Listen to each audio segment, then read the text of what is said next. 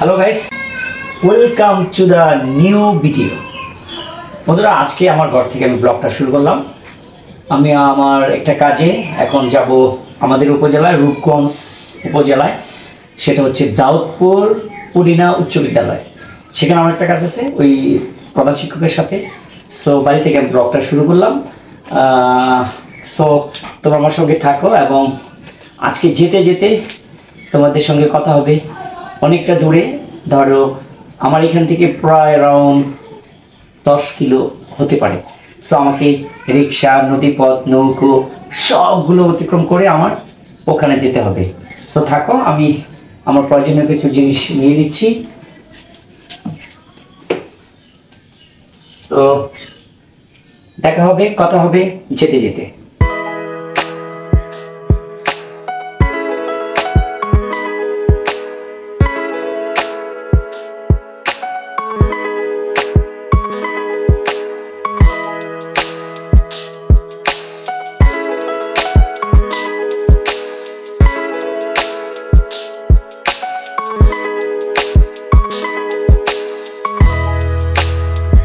একটু লম্বা, সামনে ঈদ চলে আসছে, আর লং কোনো জার্নিতে যাব না, এটা এমন শেষ। যদিও এটা লং বলতে তেমন কিছু না, মানে আমার উপজেলায়, আমার নারায়ণগঞ্জ জেলা রূপগঞ্জ উপজেলায়, তবে উপজেলার লাস্ট বর্ডার ওখানে, মানে ওখানকার পরেই আমরা গাজীপুর চলে যাওয়া যায়, খুব নিকটে। সো আজকের এই ব্লগটাতে সকলকে স্বাগত জানাচ্ছি, যে থাকো আমার সঙ্গে, দেখো আজকের আমার এই পথ জার্নিটা কত কষ্ট, কত কিছু পোহায় ওখান পর্যন্ত আমাকে পৌঁছাতে হয়।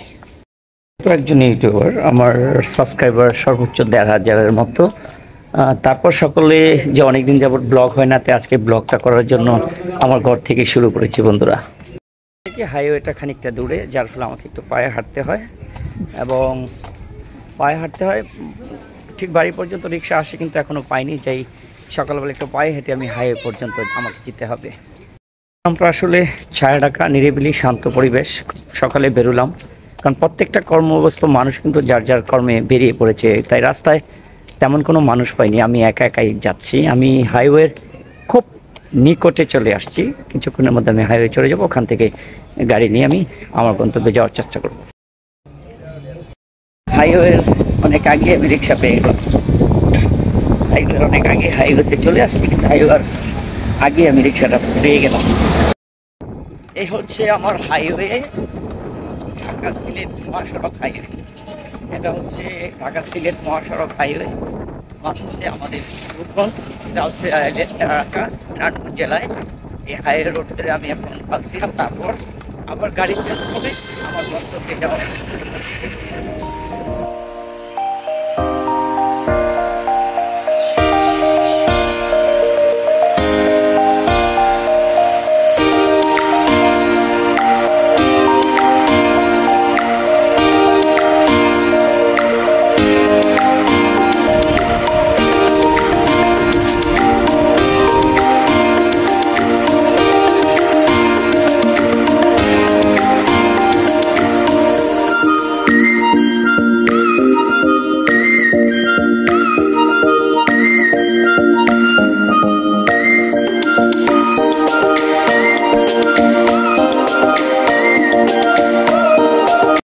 এটা হচ্ছে আমার হোমটাউন, আমার বাড়ির পাশে যে hometown Rupganj ফুলটাগাছের।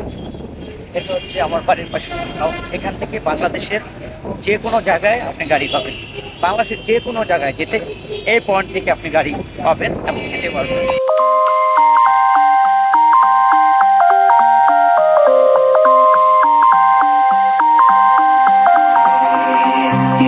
To stop this world from spinning like Superman, you were the only one to find the strength in all that I was stealing.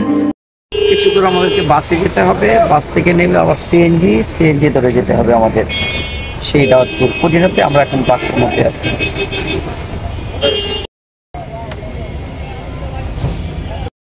বাস থেকে নেমে আবার রিক্সা যোগে আমি এখন যাবো হচ্ছে আতলাপুর থেকে নদী পার।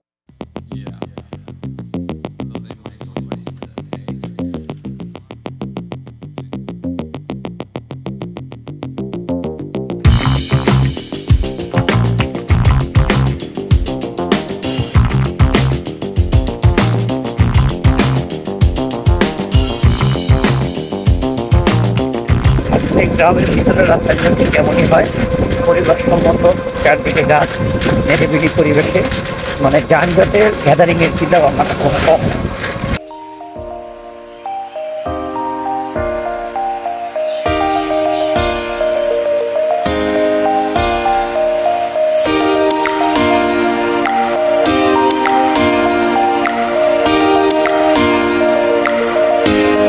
বাংলাদেশের ঐতিহ্যবাহী একটা পাম্প কিন্তু দেখি আমরা রিক্সায় চললে একটু ফ্রেশ হয়ে থাকা যায়। আপনি ওয়েদার পাচ্ছেন ভালো, খোলা জায়গা, মানে খোলা সব পাচ্ছেন, বাতাস ভালো মতোই বুঝতে পারছেন। তাই ঐতিহ্যবাহী পাম্প হচ্ছে বাংলাদেশের রিক্সা।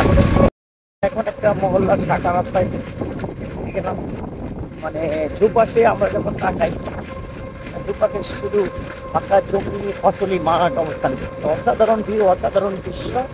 এক কথাতে মানে আসলে গ্রামে যে প্রকৃত নির্যাস নেওয়া যায় বাতাসে, তার একটা রূপ এখন কিন্তু আমরা নিচ্ছি, তার একটা বাস্তবতা কিন্তু আমরা এখন দেখতে পাচ্ছি।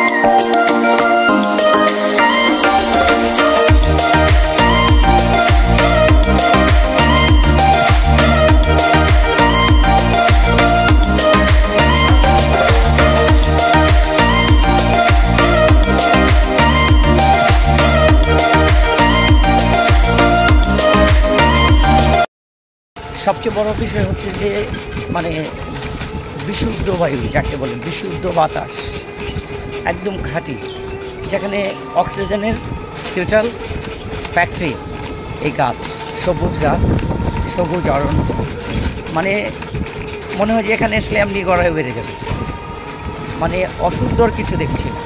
গ্রামে এটাই হয়। এই গ্রামের একটা মেঠো পথ ধরে এখন আমার যাওয়া, মানে পাশে বাঁশের সেই বাঁশ গাছ, কাঠ গাছ,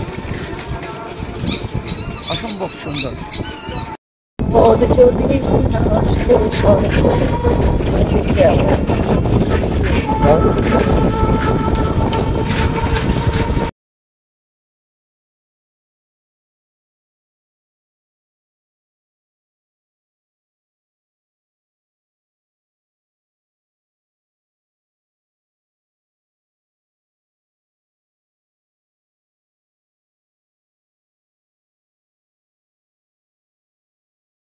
জার্নির আমাদের সফরের মাছ মিডলে আছে। আজকের জার্নিটা খুবই এক্সাইটেড, বিকজ রিক্সা থেকে এইভাবে ঘোরা হয় না। আজকে আমরা রিক্সায় যুগে ঘুরলাম, তাই প্রথমে বাস, পরে রিক্সা, পরে আবার নৌকো, পরে আবার অটো, এইভাবে করে আজকে আমাদের এই জার্নিটা শেষ করব। পায়ে হাঁটতে হলো, কারণ রাস্তার অর্ধেক পথে আমি নেমে গেলাম। রাস্তা প্রচণ্ড খারাপ, এখানে রাস্তা নির্মাণের কাজ চলছে, বিদায় কাজ চলছে, তাই কিছু দূর আমাকে পায়ে হেঁটে তারপর আমাকে আবার কি বলে যে ওই শীতলক্ষা নদী আমাকে পার হতে হবে।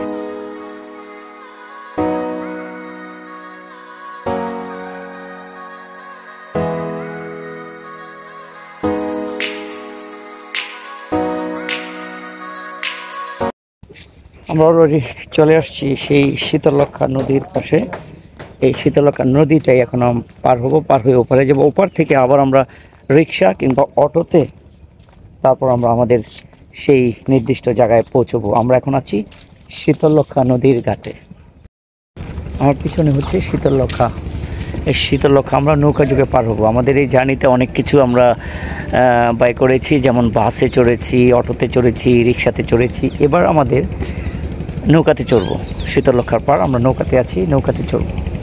ওই পারে যাবো, ওপার থেকে আবার আমাদের রিক্সা কিংবা অটোতে চড়তে হবে, তারপর আমাদের নির্দিষ্ট গন্তব্যে পৌঁছাবো।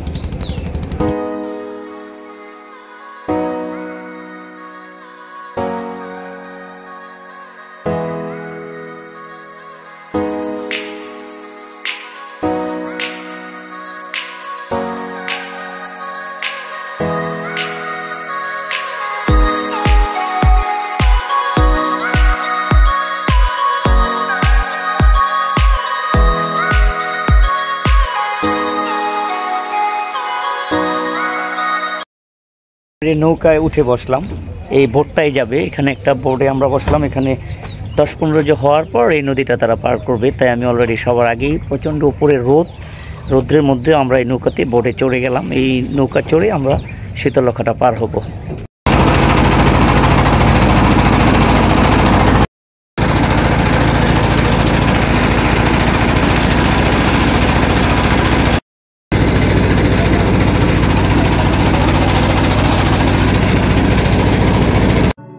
স্বপ্নতো দেখেছি তোমাকে তোমাকে Now you walking with your girls in front of me হেসে পিছে দেখে চলে গেলে বললো hello number দিয়া why you play